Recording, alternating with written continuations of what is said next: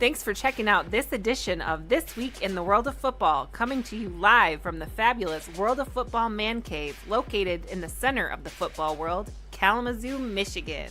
The purpose of this podcast is to promote the game of football in all its many forms, past, present, and future.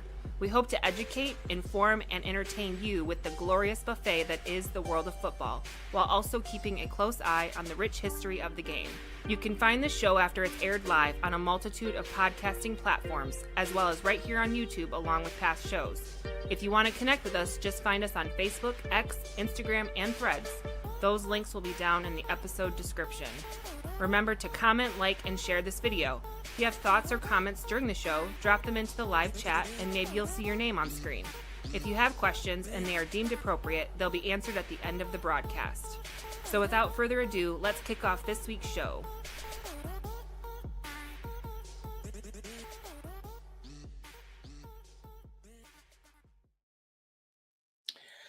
Hello again, everyone. This is episode number 414 for October 7th, 2025. I'm your host, Randy Snow. On this week's show, 3 UFL teams are out and 3 new UFL teams are in for 2026. The last 2 undefeated teams in the NFL suffered their first loss this past weekend. And in college football, Navy improves their record to 4-0 after defeating Air Force. But I'm not here all by myself. Across the internet from me in another part of Kalamazoo is my son, Adam. Hi, I like that we both thought about doing the same thing today and wearing Michigan Panthers gear. So I think people are aware of what we're prepared to talk about today. Yeah, we did not coordinate this. Prepared for. No, we didn't coordinate this at all. I figured we both are related and, dumb minds think alike. Like-minded. But like-minded, dumb-minded, whatever. It applies to both of us. So what you probably didn't expect, Dad, is as you can see right above my shoulder there, a little lady that's been making headlines all weekend. Have you gotten a chance to listen to the album yet? What's your favorite song? Tell everybody, tell the world. But yeah, it's right on my list of things to do, right at the very bottom of my list of things to do. Oh, come on. You love the T-Swift. And, I figured I'd give you an impromptu, an unasked for review for the Taylor Swift's The Life of a Showgirl album. It's a pretty vinyl, by the way. It's like an orange clear vinyl. It's no Swiftie talk. It's right up there with fantasy football and baseball and basketball talk. No Swiftie talk. All right. Well, if you guys want to hear an unsolicited Taylor Swift review, leave a comment in the live chat, and maybe you'll get that by the end of the show. But yeah, Taylor's going to be hanging out with us all show long. So leave your hot takes about the album, and I'll read them on air too, despite Randy's not wanting to do that. Which one of the 2 women in your life forced you to put that album up there? Both of them? Funny thing is, nobody forced me to put it on there, but it's in the household. Dale says, hello all. I agree. No Taylor Swift talk today. Well, Thank you, Dale. It might just happen. We will see. We will get there. All right, let's move on here. And not only do we have this weekly podcast, but we also make YouTube videos. We currently have over 650 videos on our YouTube channel, with the newest ones being episode of Just Lying Around, number 64, that you and Kyle did about the Bengals game from last week. Yeah. There was our NFL picks video for week 5. There was our CFL Weekly for Week 18, which we just did last night. And also last night, you got around to finishing the video, our latest travelogue video on my trip to Columbus to see the first NFL office and the plaque they dedicated to it down there. And that came out really good. I was happy with that when you finished it. Yep, I can only edit what you sent me, and I pretty much put together what you sent me. And it's a great story. And, you talked to some great people. You got some good interviews out of it. I'll give you this. For you handling a whole travelogue on your own, minus the editing, not a bad job. You got to work on your lighting and where you're setting up the camera to do these interviews and making sure the microphones are working right. But other than that, solid work there, Randy. I'll give you a solid C+. Oh, C+? Well, hey, you got to have room to improve, Randy. Come on now. I was a little happier with what I did than you are, but it was a great trip, and the video came out really good. So it really gives you an idea what happened that day down in Columbus. It looked Let's like a see. lot of fun. I'm so upset that I couldn't get to go there with you, but life happens, and I would have loved to hang out with you and Chris, and I've seen the plaque and everything down there. Other than it being in Columbus, Ohio, I think it would have been a great time. Yeah. Well, we may have a reason to go back to Columbus here in the future, but we'll talk about that Oh, later. no, well, I don't know. One of us might have to boycott. I'm just saying. We'll see. Let's see. Upcoming videos. We've got CFL Weekly for Week 19 coming up. We've got our NFL picks for Week 6 coming up. We've got another episode of Just Lying Around coming up after the Kansas City game. And I'm still now that the travel log is up, I'm going to turn my attention to the Have Grave Will Travel, because I visited a grave down there too. So that'll be another video coming pretty soon. So sure. All right, so let's begin this weekly tour around the world of football, and we're going to start off this week in the NFL. Take it away, Adam. That's right. Week 5 in the NFL, guys. More craziness. It just seems like every week there's just something nuts happening in this league. You can never really predict what's going to happen. As much as you think you got your finger on the pulse and you know exactly what's about to go down, NFL says, Because I didn't see the San Francisco 49ers going into Los Angeles on Thursday Night Football and stealing a win in the Rams' house. Well, sorry. It looks like the 49ers stadium that the Rams are just renting as a home field, because did you see that? All the 49ers fans that were just flooding that place. No, I did It not. looked like a 49ers home game. If you go and you watch some of that video, it's ridiculous. I don't know how those LA teams are doing it. You've always talked about how LA is a bad market because they don't really have a fan base there. And those fans are so wishy-washy. They'll sell their tickets to whoever. And it allowed 49ers Nation to show up and literally make probably a big difference in that game. But kudos to San Francisco behind Mac Jones at quarterback for the injured Brock Purdy, who looked great. Mac Jones is looking pretty good. And the Niners getting a very good win against a very good Los Angeles Rams team. Then we jump over to the Sunday slate of games, which started in the wee hours of the morning here on the East Coast. I'd hate to have been Dylan Gabriel's parents out there in Hawaii, where apparently this game started at 3 in the morning, or because it started at 9 in the morning for us. So, yeah, it would have been 3 in the morning out in Hawaii, where his family is. But I watched this game. I worked on Sunday, but I was able to have my phone out, and I watched this entire game as the Minnesota Vikings defeat the Cleveland Browns 21-17. Not a great game. Very defensive game for the most part. Cleveland kind of hung around, but it wasn't until the last minute or so that Carson Wentz and the Vikings put together a nice drive there to kind of close things up and not give the Browns a chance to make any sort of comeback there at the end of the game. So the Browns still going to Browns, and we'll talk about the Browns some more in a little bit. And so then we're going to jump over the normal slate of games. The Houston Texans throttled the Lamar Jackson-less Baltimore Ravens 44-10 in that one. And boy, I didn't see that come. I thought the Ravens would lose. I think we all picked the Texans, if I remember correctly. We just figured without Lamar, it would probably go the Texans' way, but not like that. I wouldn't have guessed a beat down like that in Baltimore, nonetheless.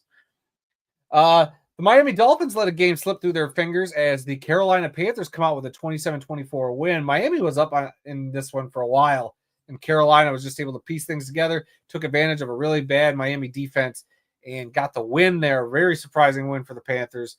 Good for them. They've gone through a lot lately. I don't know if you heard about the Panthers podcast that shut down because they said their team is too dang bad and they're tired of putting in the energy for a team that's not doing the same. I had not heard that. No. I forget what it was called. I forget. Yeah, there's a podcast for the Panthers. Yeah, like a fan podcast. And they've been doing it for a while and just decided, nope, we're done. We can't do this anymore. And shut it down. That's what I figured was going to happen to you and me. We're just going to be like, I can't take Randy anymore. Randy can't take me anymore. We're shutting this whole thing down. I say that after every show. Yep, and we come back every week begging for more. All right. The Indianapolis Colts proved that they might be legit with a 40 to well. You played the Raiders, so I don't know how legit it is, but the Colts are a scary team to keep an eye on. They beat the Raiders 40-6 in this one. And the only little news story from this that I really have is a broadcaster that was supposed to do this game. I'm sure everybody's heard it by now. It's been all over social media. Is Mark Sanchez was supposed to do the broadcast for Fox and ended up getting into some sort of altercation in the wee hours of Saturday morning, Friday night, whatever you want to call it. And got like everything that came out at first. I don't know if you were watching this or paying attention to this, but for me in real time, it was, oh crap, Mark Sanchez is in the hospital for getting stabbed last night. That sucks. Then fast forward a couple hours later where it gets updated and and he's getting arrested. Like, what? What is this wild story? Yeah. I'm still a little confused on some of the details. But yeah, it is a wild story, and things are still evolving and changing, and more information is coming through. But yeah, it's something else. Yeah. So basically, I'll just get the gist of it, and we'll move on because we're not gonna. It doesn't need to be a whole topic, but like the fact that apparently he got into an altercation with a 69-year-old truck driver. Apparently, his truck was somewhere that Mark Sanchez didn't agree with. But Mark Sanchez, what are you doing? You're an analyst. What are you doing telling somebody where to park in Indianapolis? It doesn't make sense. And then a knife was involved. He got stabbed. The other dude got stabbed. If those pictures that I saw online were real, holy smokes. Very gruesome stuff. And well, man, ever evolving story. We'll have to wait and see how this all turns out. Because for a minute, I didn't think you were going to be on the broadcast today. So I was kind of trying to get a hold of the Indianapolis Police Department to see if I could get Mark Sanchez to call in from his jail cell because he ain't doing nothing else right now. He ain't got nothing else on his hands. So, all right, moving on. The New York Giants let a lead slip against the New Orleans Saints as the Saints are no longer winless. They get the 26-14 win in this one. So good for you, New Orleans. I was really nervous that they were going to be a winless team this year, but there they are. They got that win. A team that's unfortunately still winless, Randy. The New York Jets fell to the Dallas Cowboys 37-22.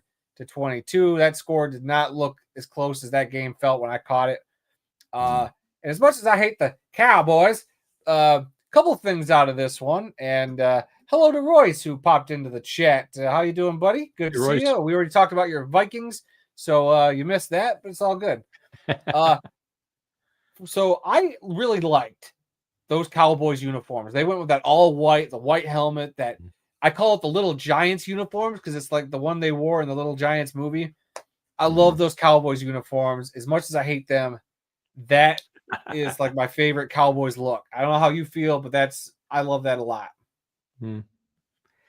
I really don't care what the Cowboys are wearing. As long as they lose, I don't care what they're wearing.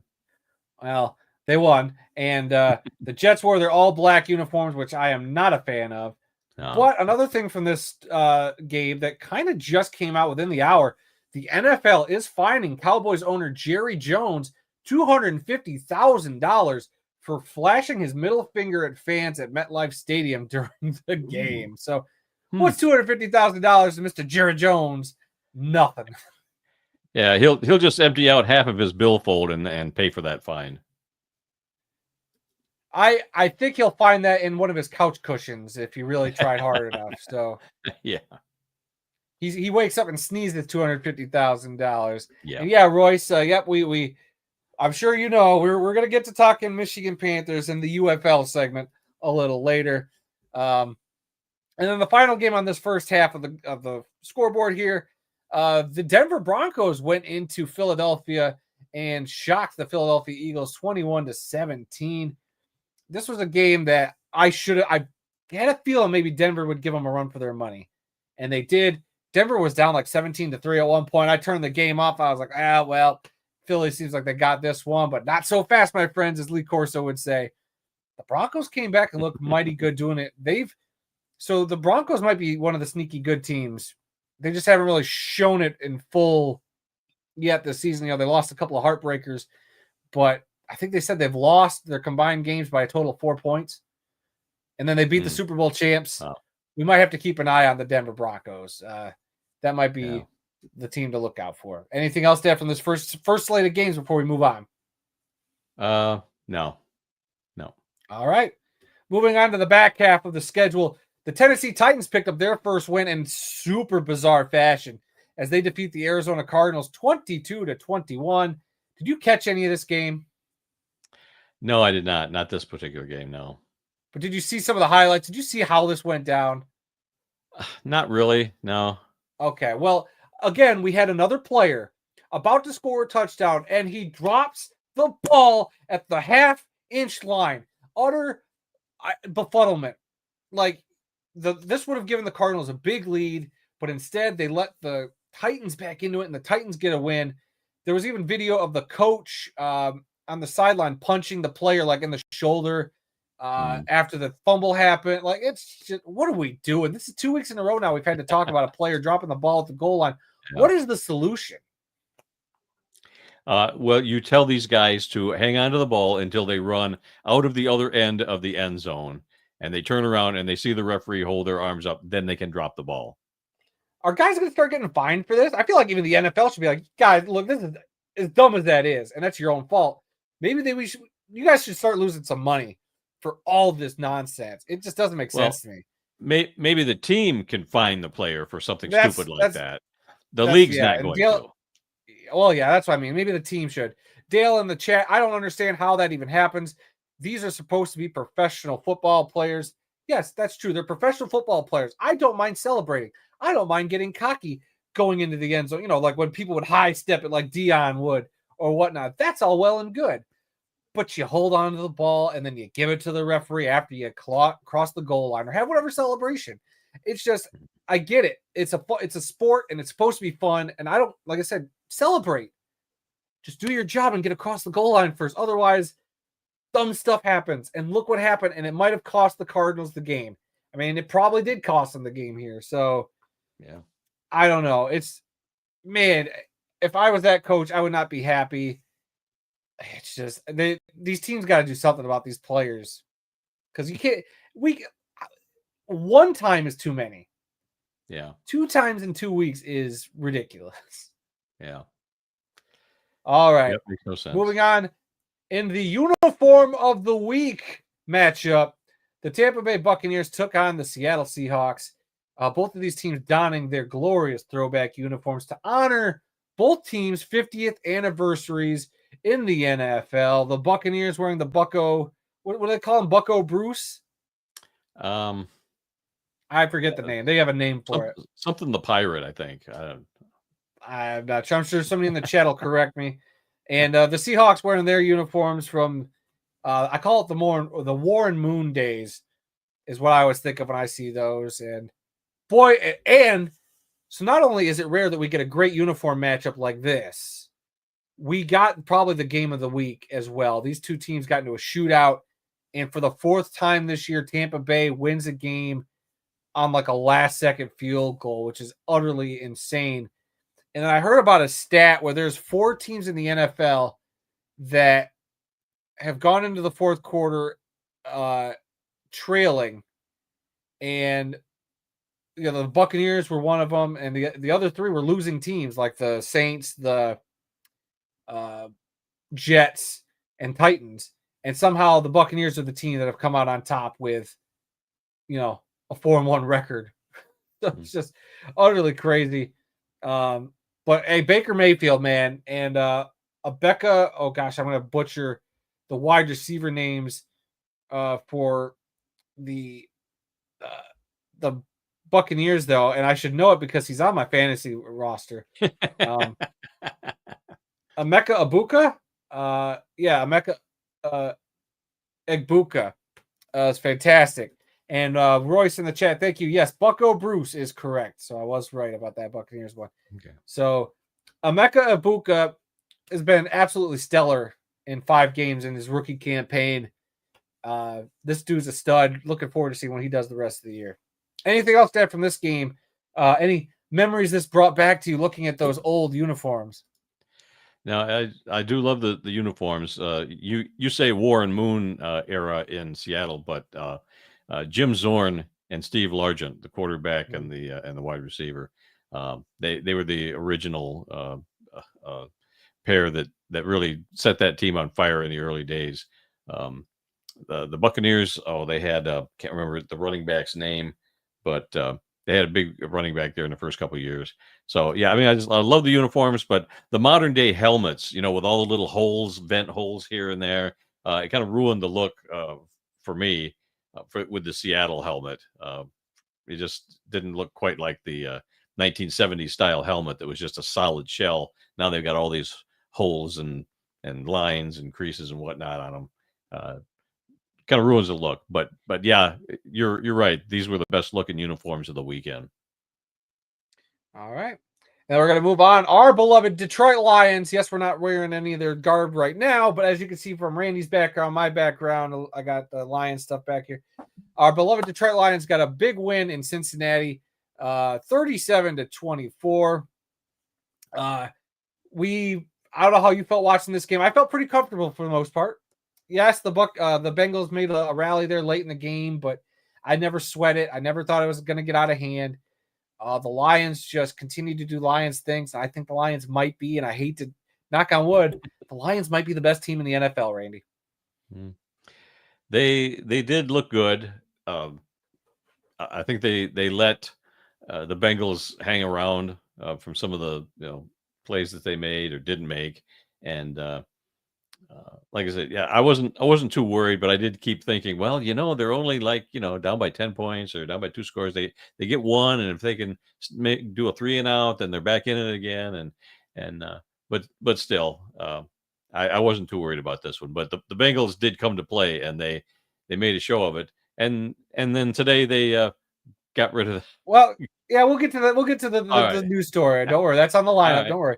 All right. But I didn't get to talk to you during this game. I mean, well, you texted me, and it was funny because so during the game, I talked about this on my show with Kyle after we recapped the game on Sunday, that my wife's favorite player for the Detroit Lions is linebacker Alex Anzalone. She just loves him. It's kind of become, it started like as kind of a joke, but he is slowly molded into her favorite player. And she follows him on the social media. She loves everything about him. She's like, he's gorgeous. Look at that butt when he's on screen. All that. Now look at the flowing blonde hair. But during this game, the moment he got the interception, I turned to her after she did her whole, like she did to me. She's cheering. She fist pumped. She was all about it. I turned to her and I said, Randy's going to text any second now and acknowledge that your boy got an interception. And sure enough, that's exactly what you did. And I grabbed my phone, I turned it toward her. I'm like, right on schedule. I knew she would be going crazy over that if she was even watching the game. And she did. You've never seen her this is we talk about my wife, her football mode. It was amplified. I'm not even kidding. You would have been impressed. Yeah, good. There you go. Your daughter-in-law really making you proud there. Anything else from this Lions game before we move on? No. It was a good game. Love to see them win on the road, but they've got tougher games ahead. That's for sure. That's true. And this is the first time the Lions have beat the Cincinnati Bengals since I was 3 years old, Dad. This is the first time I can ever remember watching the Lions beat the Cincinnati Bengals. And another story, real quick, what we talked about. I'm 30. How old am I? I'm 37. I'm 36. I'm 36. Going to 37, I think. But there's a lot of Lions firsts the last couple of years. Ever since Dan Campbell came to town, there's been a lot of great firsts. Let me rephrase that because I saw some not so great firsts, when we were 0-16. But Dan Campbell's done a lot to change this culture. Lately it's been showing his record as a Lions head coach compared to the 10 years previous, and it's night and day. Dan Campbell's eclipsed the win total of a 10-year span where we went through multiple head coaches that were supposed to be the answer, never were. It's just so awesome to be on this side of things. And then on top of that, having Jared Goff now has played a majority of his career as a Detroit Lion, and he's eclipsed his win record with the Rams, is just awesome to see. Yeah. Well, speaking of the Bengals, we went to a game a few years ago against the Bengals. The Bengals came to Detroit, and we were at that game. And I don't remember if that was before Dan Campbell or, was that his first year? I can't remember. I think that was Campbell's first year. Joe Burrow was the quarterback, and we got absolutely carved up that day. I remember that. Yes, and it was a beat down from opening kickoff to the final gun. And this is how I was the entire game. Yeah. And now, how are you this game? Detroit couldn't do anything that last time around, and I just sat there with my arms folded the whole game, going, "What the heck is going on here?" It was terrible. Yeah, that was a tough This one. week it was I was just like, "Yeah, so what? Whatever. Let them score a touchdown. We'll get that back." Yeah. All right, we'll move on real quick. We got a few more scores to finish up. The Commanders beat the Chargers 27-10.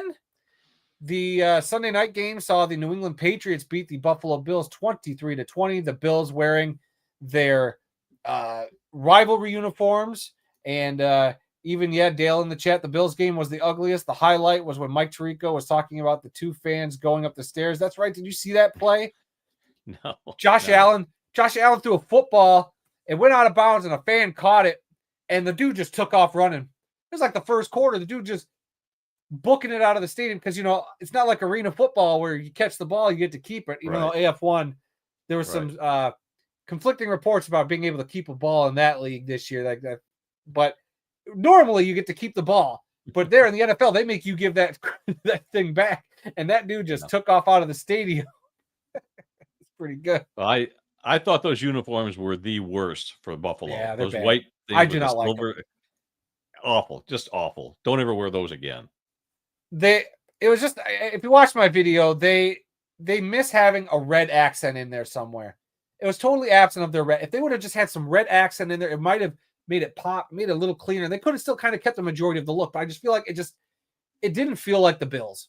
I get it's an alternate ice version or whatever they called it, cold front uniform or whatever, but it just lacked a lot. And my helmet ranking friend Royce from Viking Wax Press comments, the Bills helmets caused the loss. Team morale was at a season low wearing those ugly domes. That's a grade A comment, Royce. I wish I could give you like points for that. They'll be imaginary. I love that. Give him That's a gold star. He'll like that. Yeah, gold star for Royce there. Dale, I agree. Those uniforms are terrible, and I'm a Buffalo fan. Yeah. And then let's talk about some good uniforms because on Monday night, the Jacksonville Jaguars, and I didn't change their graphic because I didn't realize that they were going to wear them. Jacksonville wearing their 1995 uniforms. I don't know what they call them, the Prowl uniforms or what the name is for that. And there, take your gold star, Royce.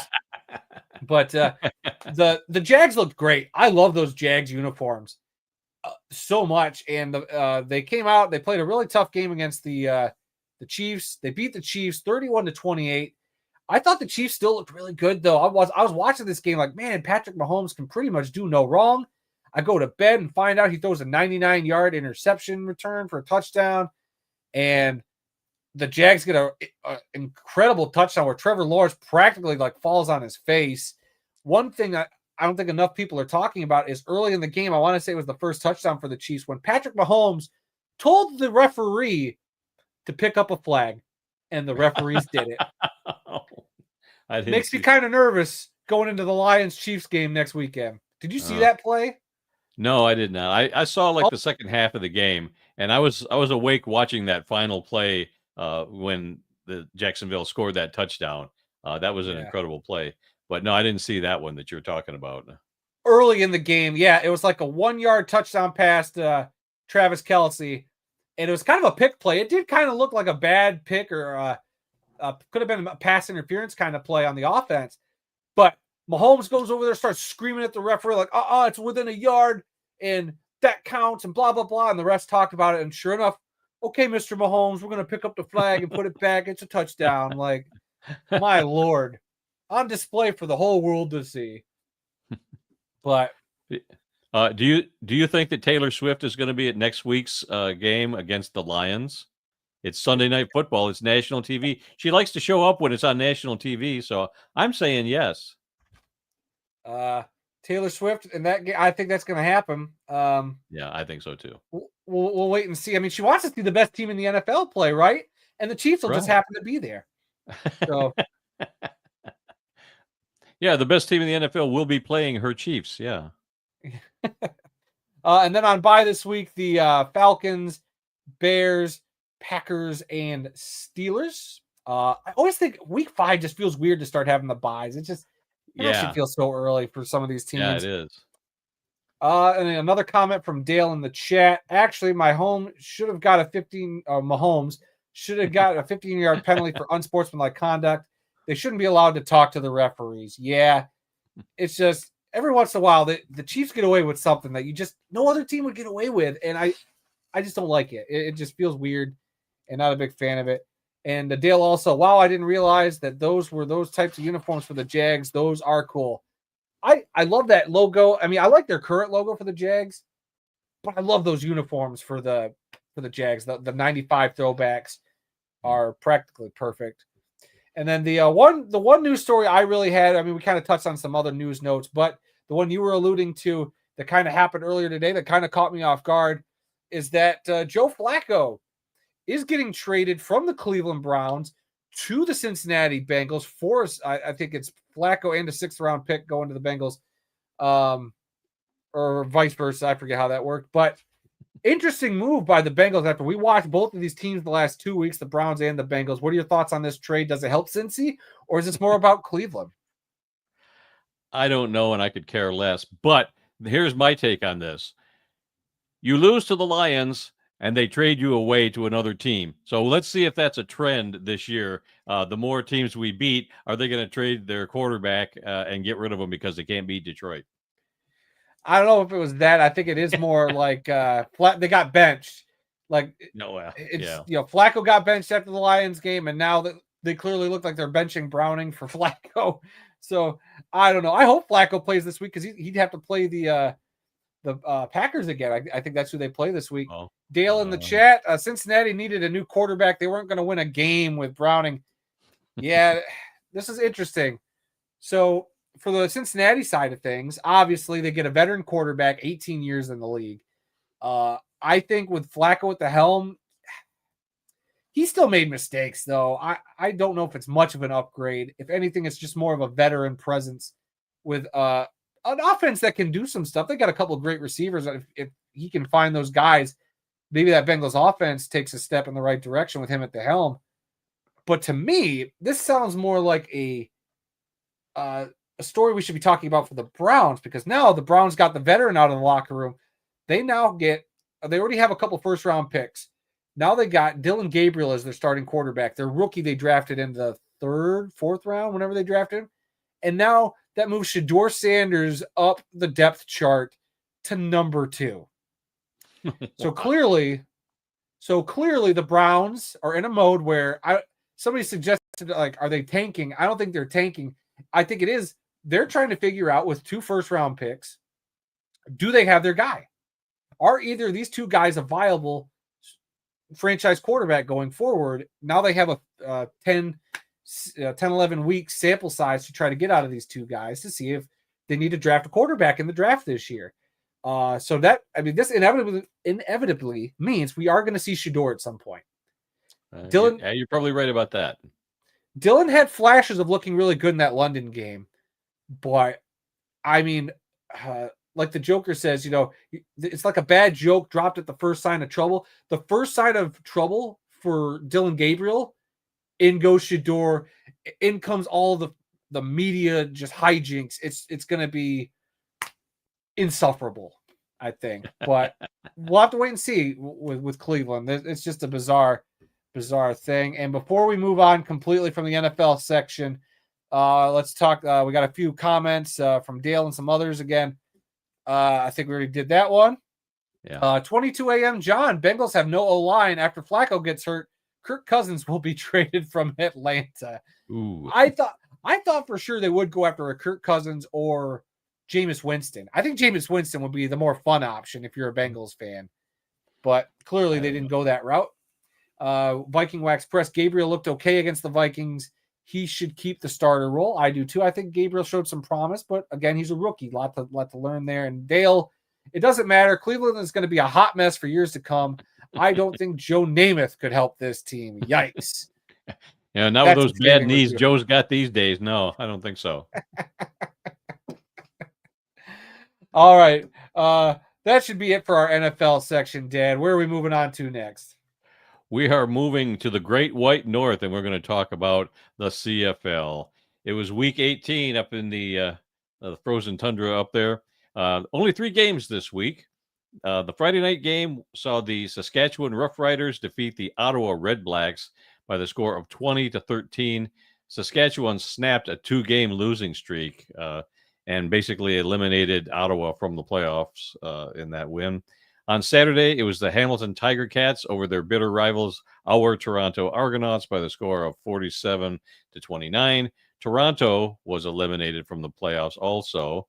And then also on Saturday, it was the BC Lions over the Calgary Stampeders, 38-24. BC secured a playoff spot, and this particular game was what they called the third annual Gravy Bowl game. And I remember hearing about this last year, and I completely forgot about it. I had to look it up again to see what it was all about. It was basically, this was their Thanksgiving game. And they, the folks from the team were out in front of the stadium serving up turkey and dressing and gravy and potatoes and the traditional Thanksgiving meal to the people that were waiting in line to get into the stadium to see this game. So they've been doing this for 3 years now. The Gravy Bowl is kind of a cool thing that they do out there.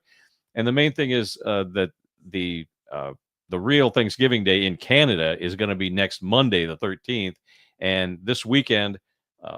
BC is on a bye, so they don't have a game, so they can't do it during the game this week. So they did it a week early, and it's a pretty cool tradition, I think, up there. And we talked about this more on our CFL recap show. So if you want to know more about this and the other games, you can check that out.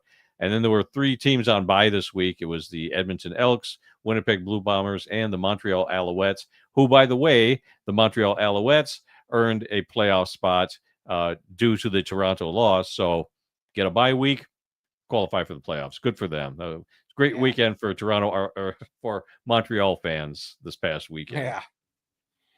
Yeah. Looking at the standings in the CFL after week 18 with only 3 weeks left to go in the regular season, it is the Saskatchewan Roughriders in the West on top with an 11-4 record. BC Lions next with a 9-7 record. They're both in the playoffs.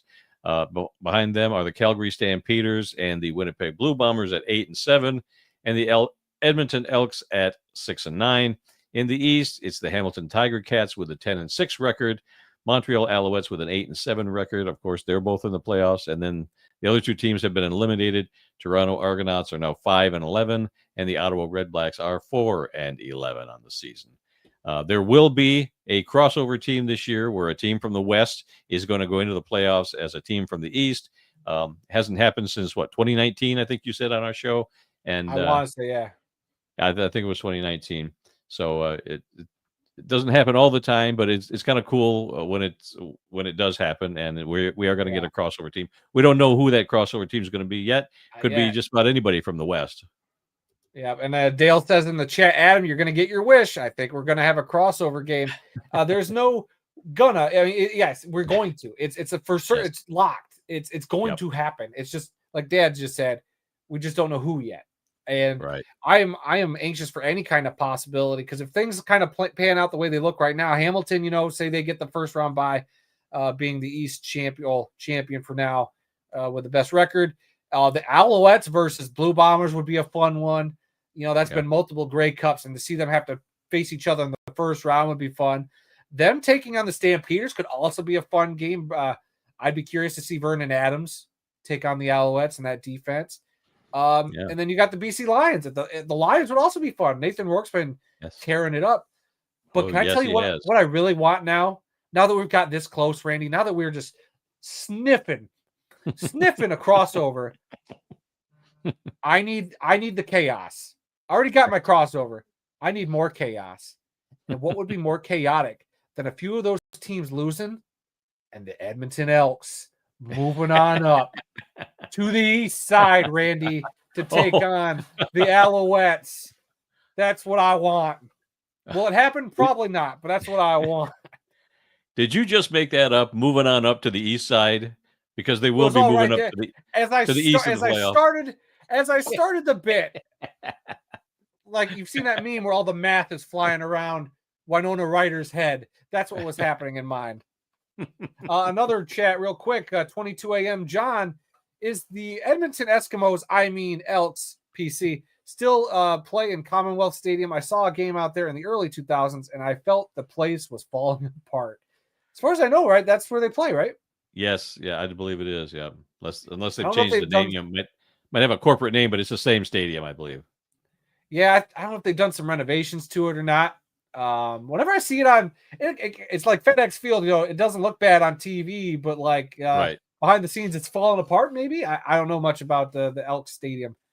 Yeah. So, and Yeah, then we don't. that's one Oh, stadium go we ahead. haven't been to. That's one stadium we Gee, haven't been to. there's like I could probably count 7 stadiums we haven't been to yet in the CFL. Well, actually, no, 6. Six, There's yeah. 6 stadiums and we haven't been to in the CFL. Yep. But another story I saw that one of our favorite players in the CFL from the Elks, Justin Rankin, I think he got an extension with the Elks. So I think that's awesome.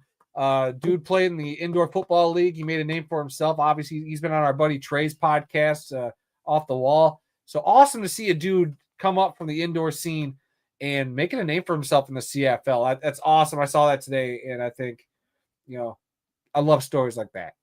Yeah, yeah. Yep, that's why we are the world of football, because we cross over everything, and sometimes you get players from the indoor league to go to the CFL, and then maybe they go to the NFL, and vice versa, and all that. So that's what we're all about. Yeah. All right. Okay. Is that it for Canada? Yes, that's it for Canada. All right. We're going to move on to college scores. See, you don't have a graphic this week, do you? No. So Okay. Randy literally showed up right before we hit record. And I didn't realize he sent me a script last night. Otherwise, because lately I've been having to do the scores myself, and then a bunch of other stuff has been happening.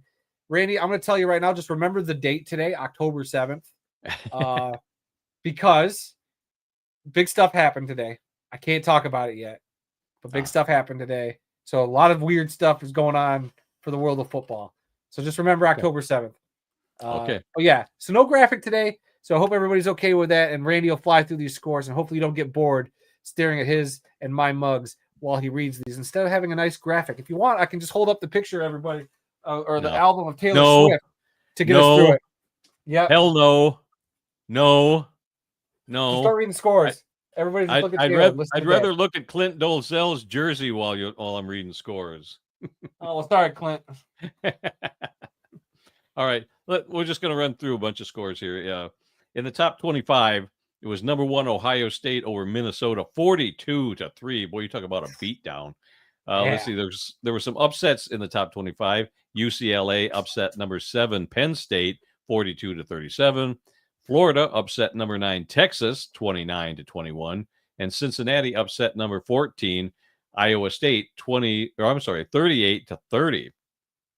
Looking at some other FBS scores, our Western Michigan Broncos defeated the University of Massachusetts 21-3, and it was Buffalo over Eastern Michigan 31-30, also in the MAC. Let's see. Moving on to the military academies, it was Army over University of Alabama Birmingham 31-13, and Navy improved to 4-0 with a win over Air Force 34-31. What are you doing, Adam? Well, the next bit, I saw your note. I didn't realize I was pointing at what was behind the Taylor Swift. For your next score. Okay, you're fine. Moving to the FCS level, it was East Texas A&M over Northwestern State 40-10.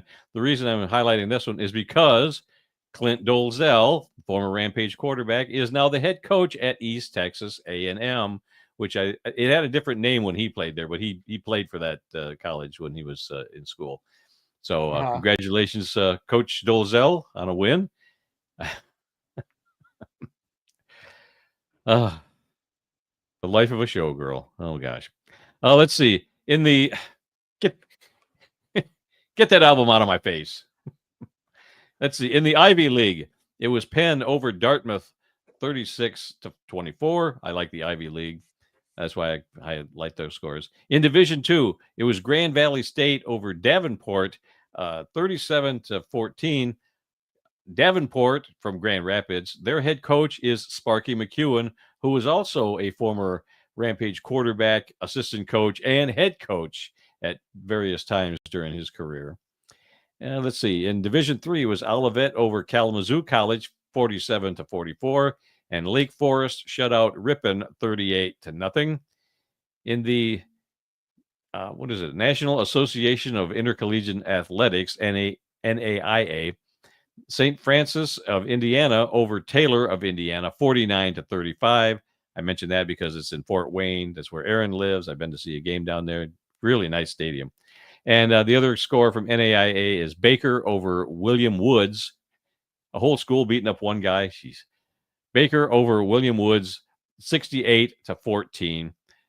Moving on to the community college level, Snow College did not play this weekend, but their homecoming is going to be next week. Can we make it to homecoming at Snow College in Ephraim, Utah next Saturday?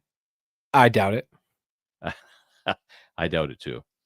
Let's see. And in another community college score, it was Iowa Western over Coffeyville, 35-24. Moving on up to Canada, it was the Western Mustangs over the Windsor Lancers, 15-6. And in the Canadian Junior Football League, the CJFL, it was the Okanagan Sun over the Kamloops Broncos. I always think of breakfast cereal. Kamloops Broncos, 55-1 was the final score in that game. God, I love Canada. That's it. That's it for the scoreboard this week, because I guess our friend Greg St. James, our man in Japan, is not in Japan this week. He's traveling around Europe for whatever reason. So he'll be back next week with some scores from Japan. Yeah, he messaged me. I guess they were flying back from Austria last night, the night before. Yeah. And he's like, is it cool if I just double up scores next week? Like, I don't want to land and have to do. I was like, that's fine. So we're going to get a double dose of Greg St. James next week. And maybe he'll even talk a little bit about his trip. So looking forward to that and hearing from Greg. Greg, sounds like the travel went safe and well. So all good. Let's see. One comment, Dad, I want to highlight before we move on.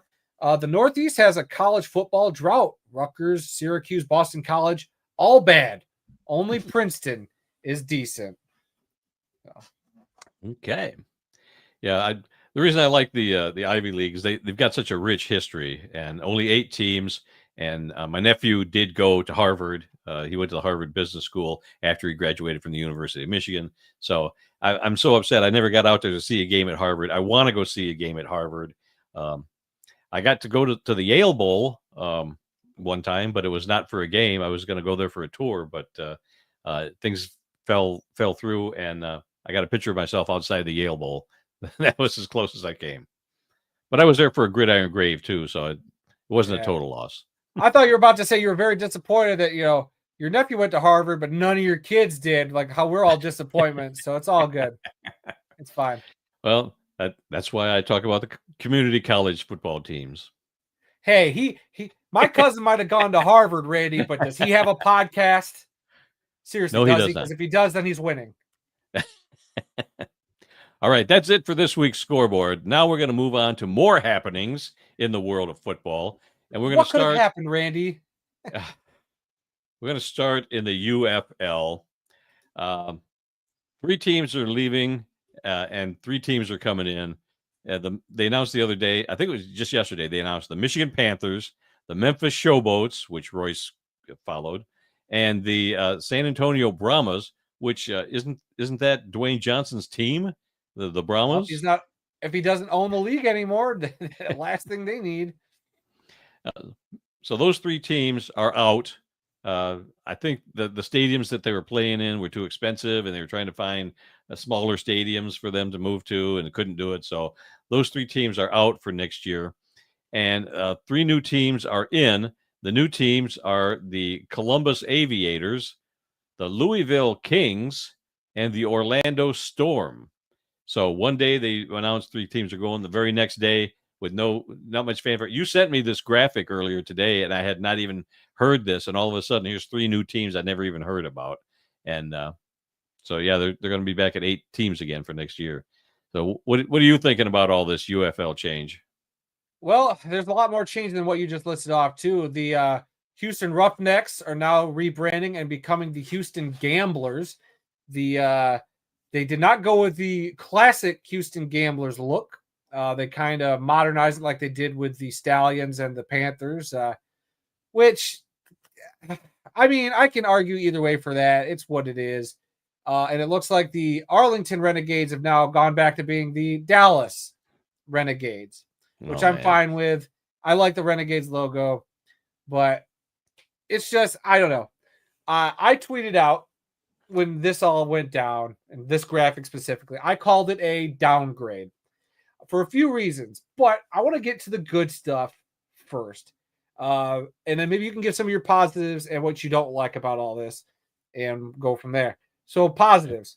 I'm cool with the UFL kind of revamping things a little bit. That's all well and good. That's fine. I like the new logo for the league. A little sleeker. It's just a football, but I don't know. I kind of like that more than what they had. I don't know. Right. But it still lacks the personality. What I also like is this attempt to get their teams in more reasonable stadiums. I'm 100% behind that. I am A-okay with that, and that being their goal and their mission to put teams in better situations like that, because I get it. You're not funded by the NFL.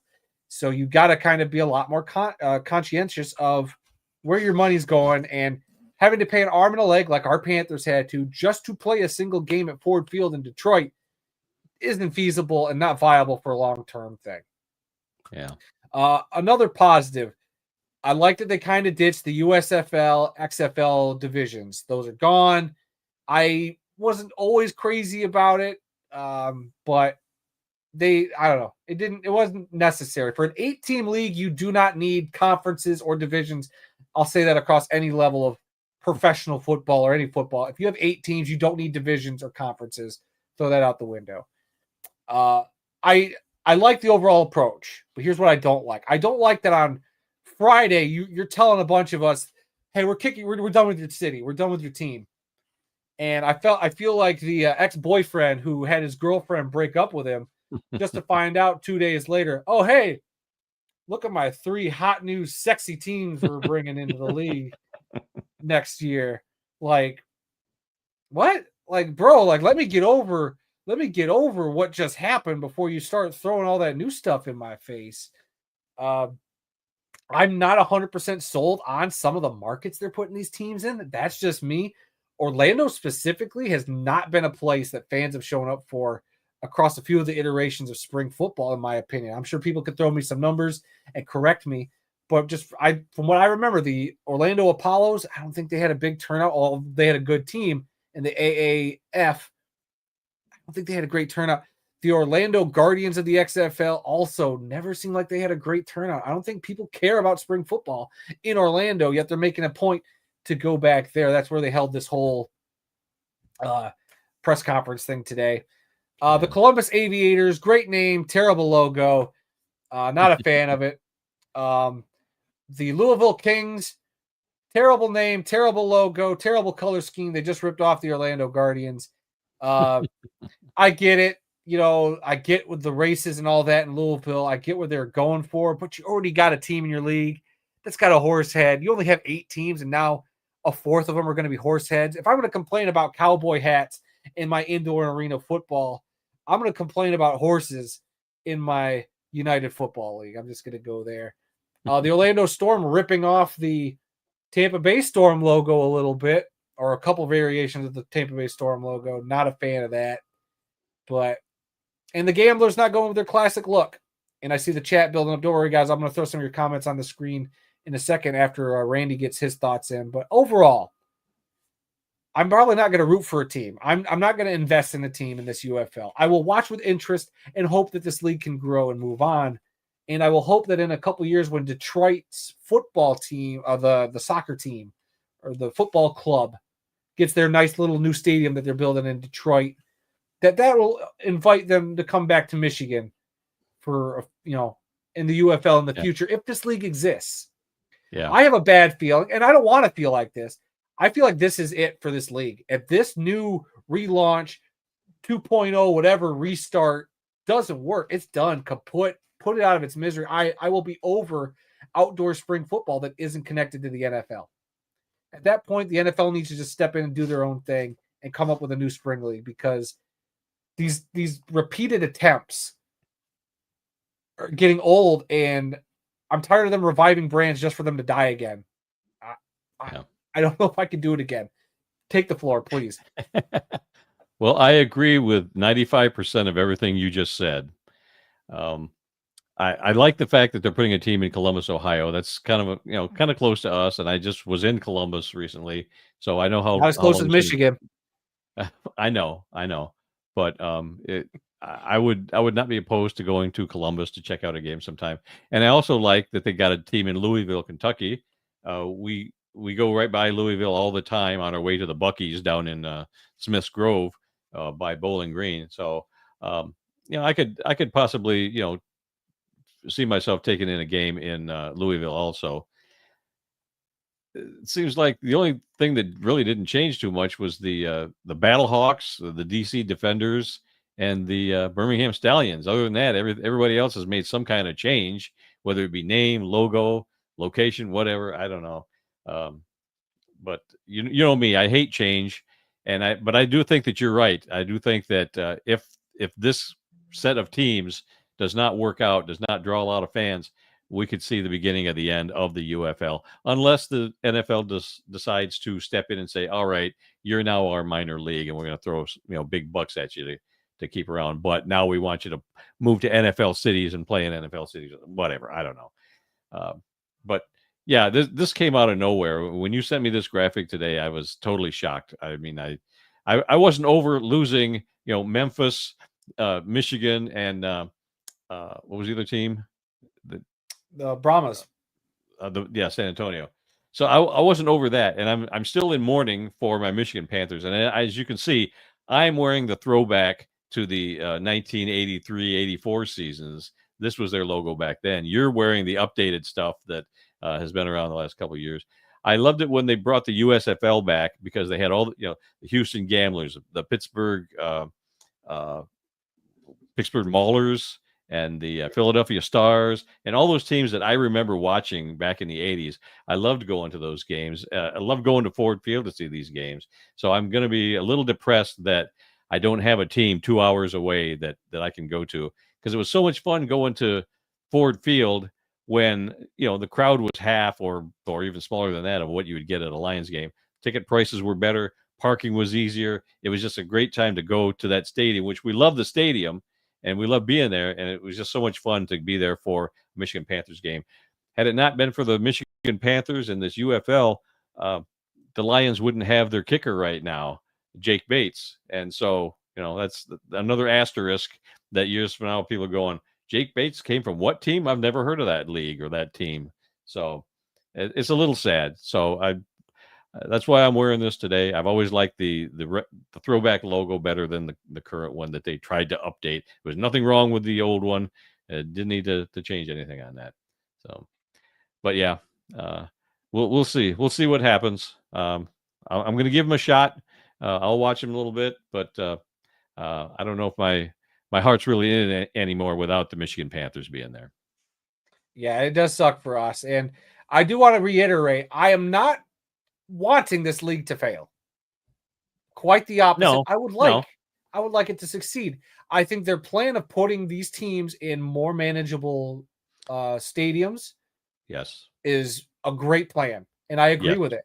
I wish they would have just found a better venue for the Panthers, like Eastern Michigan. How did that fall through? Like, why did something like that not happen? Like, that's what I don't get. Like, clearly somebody didn't want to try. And I don't know this Mike Rapol, the new owner of the UFL, very well. I don't know his history, but it just seems like he didn't care to try. Like, it just seemed like everything was kind of fake. Like, oh, try to save the Stallions. They were probably going to keep the Stallions anyway. Oh, try to save the Panthers. Put in your season ticket, blah, blah, blah. And look where that got us. Nowhere. So I don't know. I think they had this plan in place for a while.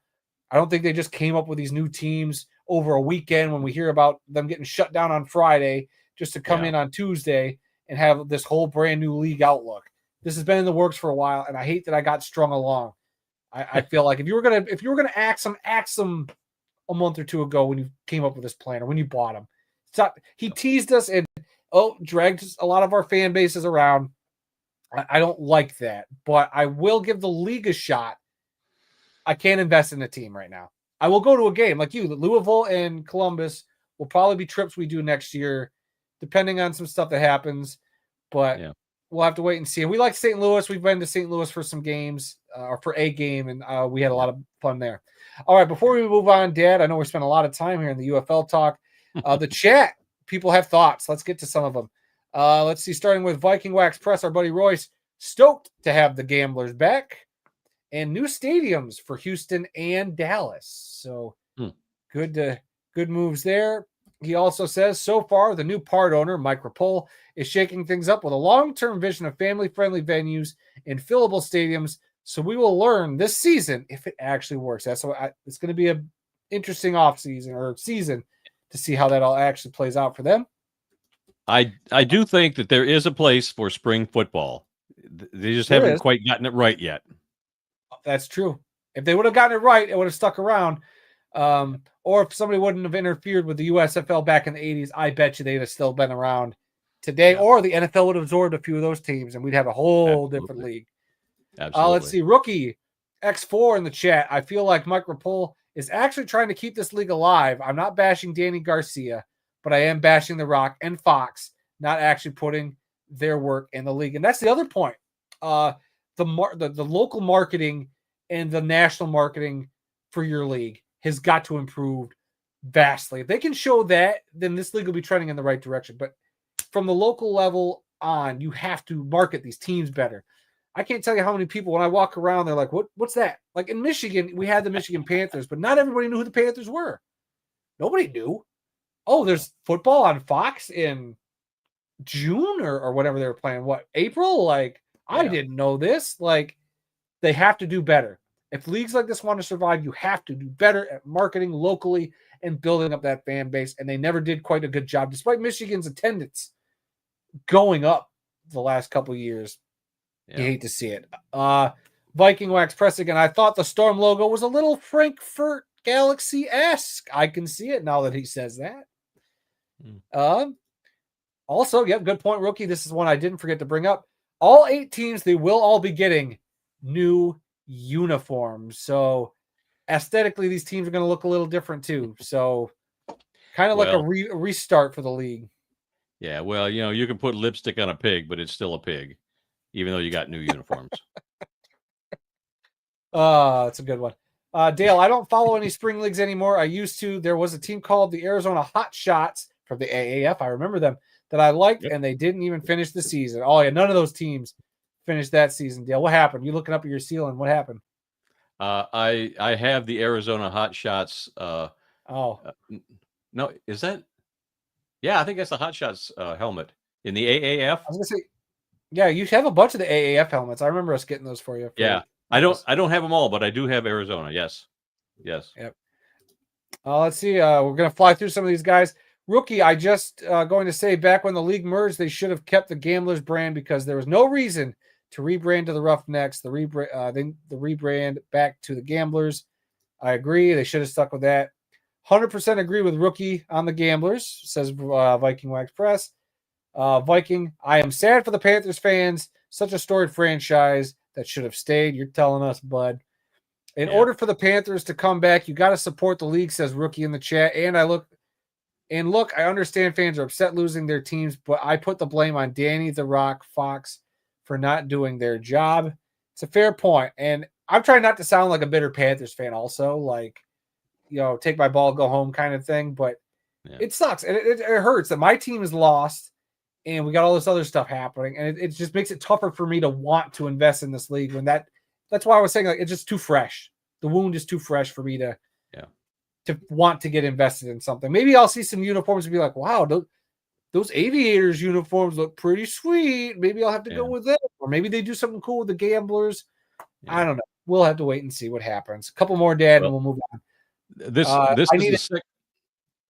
the second time that I've had to watch the Michigan Panthers go away. In 1984, they left and they merged with the Oakland Invaders. And I was absolutely devastated when they left at the time. I loved the Michigan Panthers for those 2 seasons that they were here. And now, I was really getting into the new Panthers, even with the redesigned logo that I didn't care for. I hung on to this. And it's just, it's devastating again. So now 2 times in my life, I've had to say goodbye to the Michigan Panthers. And it sucks. It really, really sucks. Royce asks us, I need a UFL team to cover next season. Who should I cover? It's a good question, Royce. I think go Gamblers if you can as your choice number one. And then you can fly out to a game in Columbus or Louisville if they come out here. That'd be fun. Hang out with you. Yeah, you come out here, we'll meet you for a game in Louisville or Columbus or wherever. Yep. And then Rookie says we gave them a pass in 2024 because of how long the merge took. But in 2025, we all know what happened. Same result in 2024, except for Michigan, where they did their part. They did. Michigan's attendance was going up, and they still got the axe. And finally, Royce, before we move on, being a UFL fan, I have grown to despise The Rock. How much of that's on The Rock, I don't know. We could play the blame game all day. I don't know how much is actually on him. There's a lot of moving parts. He's too busy making a new movie every week, so he didn't have time to devote to that league. Yeah.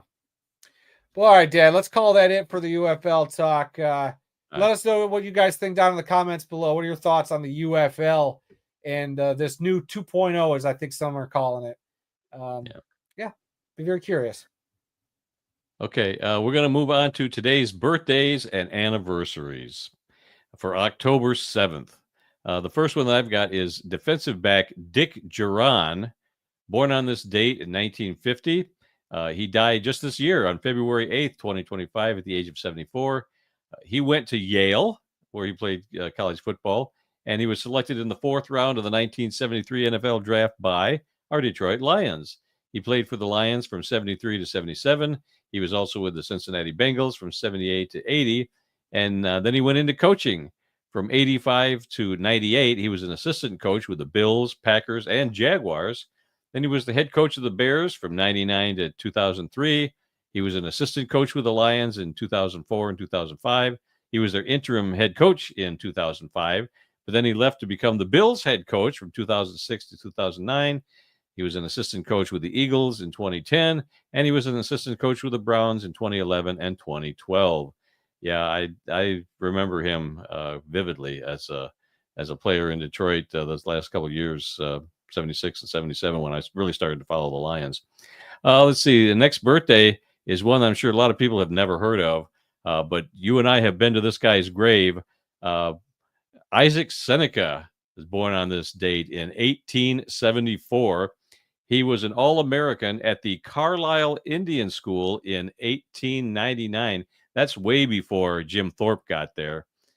He passed away in 1945 at the age of 71. After he graduated from Carlisle, Seneca briefly played professional football for the Greenberg Athletic Association in Greenberg, Pennsylvania. He then went on to become a blacksmith instructor at another Indian school. I think it was out in Oklahoma somewhere, but he learned that trade when he was at the Carlisle Indian School, how to be a blacksmith, and he went and taught other young Native Americans how to be blacksmiths. So quite a guy. We found his grave just a couple years ago on our way to a Western New York PFRA meeting, and wrote an article about him. And yeah, very, very fascinating individual. And finally, an anniversary to talk about on this date. On this date in 1916, Georgia Tech defeated Cumberland 222 to nothing. That is a picture of the scoreboard from that game. The Georgia Tech coach was John Heisman, and he was upset because the Cumberland baseball team had beaten his Georgia Tech baseball team the year before by the score of 22 to nothing. So he just wanted to run up the score. I think Cumberland was getting ready to do away with their football team, but he threw them so much money to play in this game that they took anybody from the school that was not on crutches or in a wheelchair. They wanted anybody that could play any kind of football to play, and they just beat the snot out of them. And so, yeah, 222 to nothing. Biggest blowout in college football history from 1916. Okay, we're going to move on. We've got 3 obituaries this week. This is where we take a moment and we honor those who made the world of football a better place. The first one is that of Franklin King, a defensive lineman in the Canadian Football League. for 6 seasons, has passed away at the age of 68. King played college football at Kansas and signed with the BC Lions in 1980. He played for the Lions that season, just one season there, but he also played for the Calgary Stampeders in 81 and 82, the Toronto Argonauts in 83 and 84, and he finished his career up in Canada with the Hamilton Tiger Cats in 1985. He won a Grey Cup title with the Argonauts in 1983. Our next obituary. Oh, I'm sorry. Did you want to read one of these? I'm going to read the next one. Jeez. Okay. Break Sorry. our typical. Take a I'm break. On a roll. I'm on a roll. Our next obituary is that of Arthur Jones, a defensive tackle in the NFL for 7 seasons, has passed away at the age of 39. The cause of death was not immediately released. Jones played college football at Syracuse and was selected in the 5th round of the 2010 NFL draft by the Baltimore Ravens. He played for the Ravens from 2010 to 2013, the Indianapolis Colts from 2014 to 2016, and the Washington Redskins in 2017. Jones won Super Bowl 47 with the Ravens. Yeah, he was with the Colts in 2014 and 2016. He didn't play in 2015. Oh. I think he was injured that year. But Okay. I did see it. I did see a headline that they're starting to talk about the cause of his death now. I didn't actually read it. I didn't have time to look at it today. So we may know what the cause of death was for him now. Somebody may have seen that article. I don't know. But some of that information is beginning to come out in the media. But our final obituary today is that of Bob Print, a linebacker in the American Football League and the Canadian Football League for 3 seasons, has passed away at the age of 81. Print played college football at Dayton. He signed as a free agent with the AFL's San Diego Chargers and played for the team in 1967 and 1968. That was before the merger with the NFL. He also played for the CFL's Edmonton Eskimos in 1969. And that's it for our obituaries today. We're going to move on to our upcoming events calendar. Just a couple of things to talk about going on this month. We've got a couple of international games. On Sunday, October 12th, we have the Broncos versus the Jets in London. That's going to be a 9:30 a.m. game on the NFL Network. And the other game is Sunday, October 19th, the Rams versus the Jaguars in London, England. Same time, same network, 9:30 a.m. NFL Network. And that is everything that we've got for this week. Yeah, anything pop up? There was a trade. There was a trade in the NFL, but the Ravens look like they're getting rid of a defensive piece and sending them to the Chargers. Other than that, nothing really here. Yeah. When we did our NFL picks last week, I was so sure on all my picks. I thought, this is going to be the easiest week. I'm going to go 13-1, 14-0, whatever. I did not. Just for your information, the best, everybody that does the picking NFL games with us, there's the 3 of us, you, me, and Aaron, and then we've got 9 other guys that join in. The best record this past week was 7-7. There was so many upsets and just fluky wins or losses that it threw everybody off this weekend, and so everybody had kind of a bad week. Yeah, looking forward to talking about that tomorrow night, guys. Come hang out with us at 7:00 Eastern Standard Time here on the YouTube channel or across our Facebook and X account. We are looking very much forward to doing that. I always have fun doing the picks and getting to chit chat with you and Aaron is always a blast. Yeah. So, and I did Dale. Dale paid up on his wings bet. He sent me. So I got to go buy wings, but Dale, I feel like you sent me too much. I'm gonna have to scale it back a little bit. I'll talk to you, but I appreciate it. We'll talk. But I'll say that Dale did come through on his end. So appreciate you, Dale, but I got to give some of it back. Okay. Well, that's all the time we've got for this week. Don't forget to check out the World of Football merchandise at tpublic.com for the latest in football-related t-shirts, hats, mugs, and more from our merch store. And remember, folks, some people may love football more than we do, but nobody, and I mean nobody, loves more football than the 2 of us guys sitting here in Kalamazoo, Michigan, talking about all things football. Join us again next week when we'll try and do a better job. Yeah, right. Until then, I'm Randy Snow. And I'm Adam Snow. And we'll see you all next week. And be sure to go get your copy of The Life of a Showgirl by Taylor Swift. Wherever albums are available. Uh-oh, Randy's giving me the cutthroat sign. I think I'm in danger. Cut. All right, bye everybody. Thanks again for checking out this edition of This Week in the World of Football. New episodes of the show are posted every Tuesday and can be found wherever good podcasts are available. You can find the World of Football on Facebook, X, Instagram, and Threads by searching for TWOF Kalamazoo or using the links in the episode description below. Be sure to subscribe to the World of Football on YouTube for more great football-related content. Just search for the World of Football Kalamazoo or use the handle @TheWorldOfFootball to find us. Remember, every like, comment, and subscription really does help us out, and we appreciate you for that support. We hope to see you again next time.